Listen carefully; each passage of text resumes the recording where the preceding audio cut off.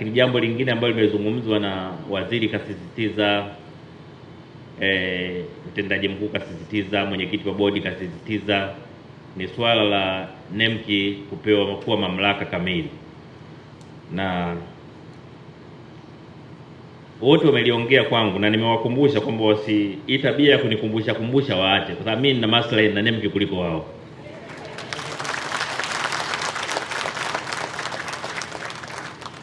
Sasa nimewaambia kule faraga, nawaambia na hapa hadharani, hii habari ya kunifuatafuata wote tunataka kuwa mamlaka kamili ni sawa na watu wamefunga ndoa mahali mtu na mke wake, alafu wewe unakwenda kila saa, mimi nataka muwe na mtoto, mimi nataka kuona mtoto. Sasa wao wanahitaji mtoto zaidi au wewe jirani? Mkurugenzi mkuu, umenipata hapo? Maana sasa nasisitiza, nina interest zaidi kama afisa wa NEMC, na interest zaidi.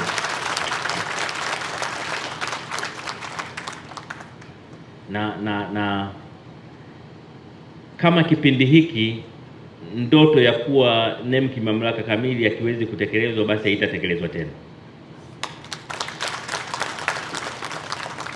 kwa sababu tuna Rais wa Jamhuri ya Muungano wa Tanzania ambaye amekuwa waziri wa nchi mazingira miaka mitano, amekuwa makamu wa rais akisimamia mazingira miaka mitano. Ajenda ya NEMC kuwa mamlaka ameanza nayo akiwa waziri,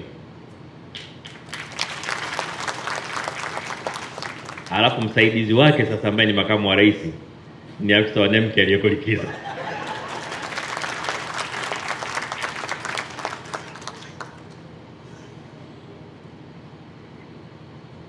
Ikishindikana hapo, maana katika mazingira ya kawaida Waswahili vijana wa leo, ukiwaambia kiongozi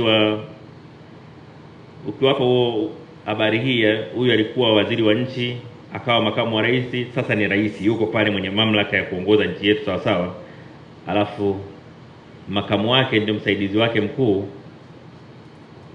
ni afisa wa NEMC aliyoko likizo, vijana wa sasa watasema imeisha hiyo.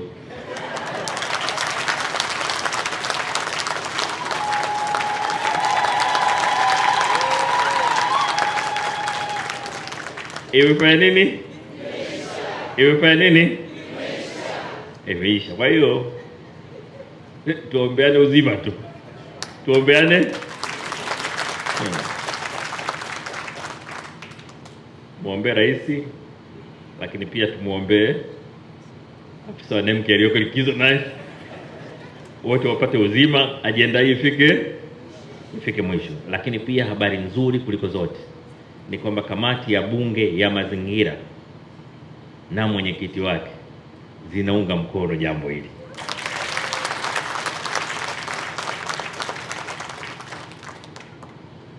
Kwa hiki ni kipindi ambacho lisipotokea inakuwa la kujitakia.